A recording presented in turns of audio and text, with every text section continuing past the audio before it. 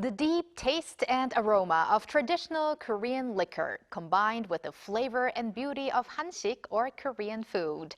Today, we introduce a special occasion where all of that came together in perfect harmony in Ottawa, the capital of Canada. Let's connect to our K-Correspondent there, Timothy Willett, CEO of Somewise Inc. Hello, Timothy. Hello, Timothy. How are you? And so a phenomenal mention of my name. People here even get it wrong. So that was fantastic. Thank you. Thank you very much. I'll say once more, Timothy Willett. Well, let's start off with a brief introduction of yourself and also what you do. Absolutely. So I teach wine and spirits here in Ottawa. And our company teaches everything from the boring stuff like compliance and liquor laws. There's a lot of liquor laws here in Canada. But the fun stuff is what we're talking about today. So connecting people with these traditional drinks of certain nations, introducing them to things that they've never done before. And you mentioned that Ottawa was the capital of Canada. And luckily for us, that means the embassies are here, the trade commissions are here, and we get to work with those groups. We work with a lot of different governments so far. And so we worked with South Korea most recently, and it was fantastic. It was eye-opening. It's the best part of my job. So essentially, I'm a wine and spirits educator. So you just mentioned working together with South Korea. So let's hear about that event you recently participated in, which was aimed at promoting traditional Korean alcoholic drinks. Yeah, there was actually two events. So there was the general public event on the Friday, or sorry, there's the industry event on the Friday. So wine and spirits experts, yeah, there it is. We got 50 of them together. They were sommeliers. They worked at the government-run liquor store. Some media people were there as well, some winemakers. And so that was the big event on the Friday, where we went through 8 different drinks, traditional Korean drinks. That was fantastic. Everybody voted too, so you could vote with what you liked on your phone, like 1 through 5, and the scores were great. And the next day, the Saturday, we got to do the general public event. And this was organized by the Korean Cultural Center. There was there was like a cooking display.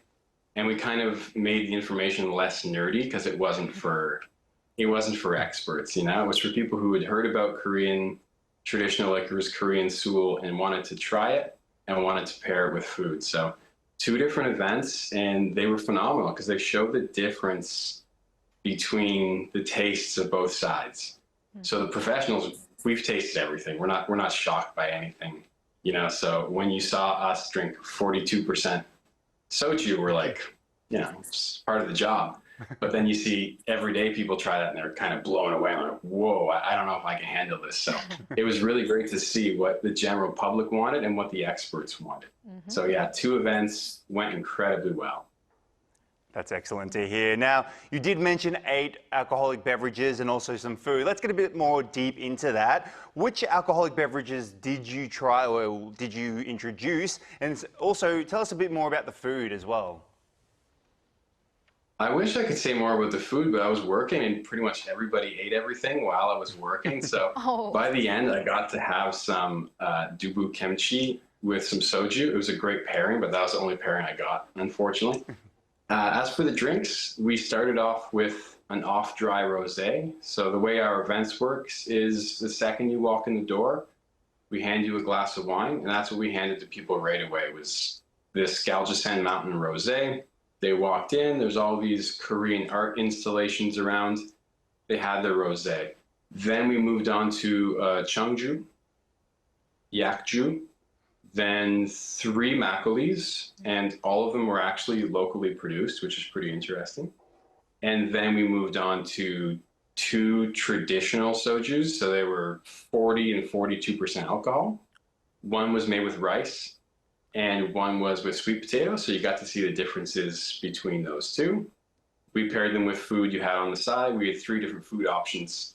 What you're seeing there on the screen, that was the next day. So there were a lot more food options that day. It was kind of more of a cooking demo. And the group there, we didn't want to overwhelm them with too many drinks, so they just had 3. They had the yakju, the makgeolli, and she's, I think, making the pancake there. And then we finished with a soju. So 8 products, you know, various background of things. We essentially tried everything I had ever heard of from Korea before, which was fantastic. So 8 different products, couple of food pairings. Wish I had more, but the second day I got to have the makgeolli with the jun, the pancake, and that was fantastic because it was actually raining outside. So it was just perfect pairing, perfect weather for it.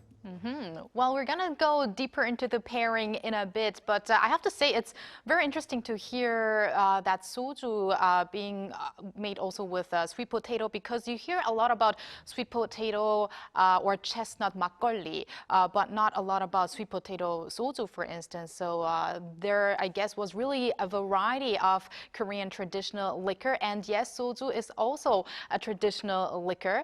And also, we want to hear about traditional liquors having actually become quite popular in Canada in recent days. So how do you perceive that trend? It's an interesting trend, and I hope it stays because this is a very trendy industry and you see things pop up and go away. But I think this is here to stay because I used to live out in the western part of Canada near Vancouver about 15 years ago. And that's when I started seeing soju on the shelves. I saw those little green bottles popping up everywhere. And that was out in Vancouver. When I came back to Ontario, it really wasn't on the market yet, but it started popping up first in Quebec, the French-speaking part of the country, because they're kind of more open to trying different things. And then the last 5 years, big in Ontario, big everywhere. It's mostly soju. Makgeolli is catching on a little bit, but it's almost exclusively soju. And because it counts as a spirit here, it's just at the government-run liquor stores. But when I was working there years ago, we would just see, you know, maybe one flavor, like grape, and then the regular soju, and that was it. And they started selling out all the time. I'm like, are they gonna, you know, get with the trend? Obviously, it's popular. We can't keep it on the shelves. And so it took a while, but you go into even the small stores now, and they've almost got full sections of soju. Tons of different flavors, producers from Korea, producers from Canada. I think there's some producers from the US too. It's incredible. There's lots of stuff on the shelves now, so it's full. Is it a good trend? Yeah, I think it's going at a great speed because I've seen a lot of things come and go. You see something go up too fast, and it crashes just as fast. But soju's got really good traction. I hope we can grab that traction. We can start to move towards some appreciation instead of just the entry-level stuff. We can start to move up to the good stuff too. And so it's picking up year over year. I'd say it's almost exclusively soju, but it was really nice to introduce people to the other things. They'd probably heard of makgeolli, but maybe never had it before, and not even heard of yakju or cheongju. That was totally new to them. So the trend's good, it's solid, and we're working really hard to try and to capture it, to grab that traction and hold on and make sure that it sticks around. That's excellent. You've kind of answered my next question, but let me try to twist it up a little bit for you. When we talk about North America and it comes to like Korean culture penetrating North American scene, we usually talk about the US, but obviously in Canada these days, it seems to be growing as well. There's a lot of Koreans moving to Canada as well, and more Korean restaurants as well as liquor stores are popping up. Are you noticing the fact that more Korean restaurants, more liquor stores, and the fact that Hallyu or the Korean wave is increasing in Canada itself? Can you see that yourself? In restaurants, 100%. It's almost like I live out in the country. Every time I go downtown, there's like a new Korean restaurant.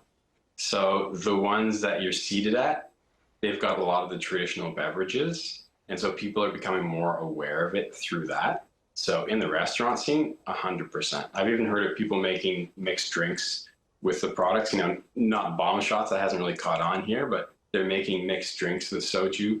And it's really big there. People know about it. As for the stores, I mentioned we have issues with the grocery stores because soju can't get in there yet. We did work with a small Korean grocer here called Seoul Mart. And they have a few locally produced makgeollis, which is really nice to see.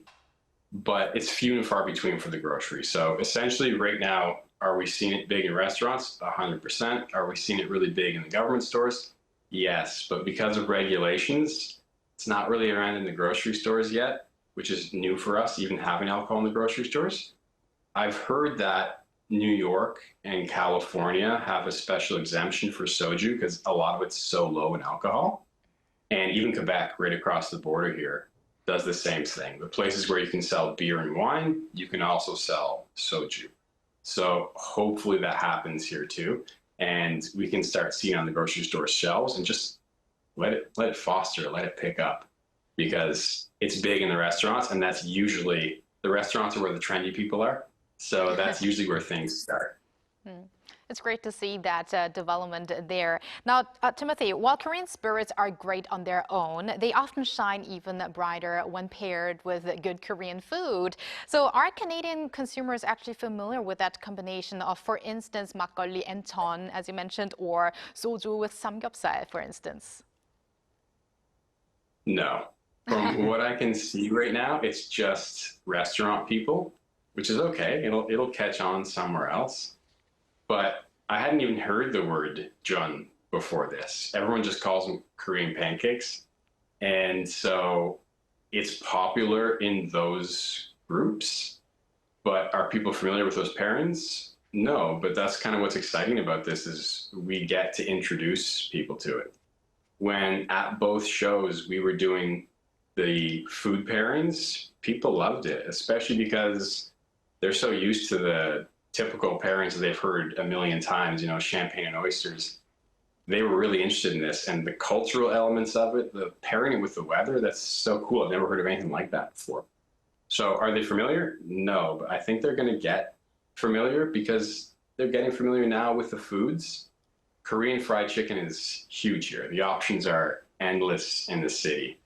But if you ask the wine people, what do you pair with Korean fried chicken? They're going to say champagne.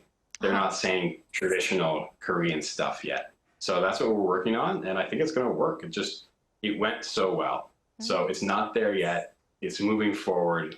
It will get there. It's positive, but right now, no, the general public isn't.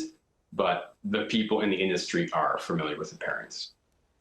That's really great to hear. And as you just had these successful 2 events, probably you're going to have further similar events. And maybe in years to come, people will be more familiar with even the Korean style pairings with Korean traditional liquor.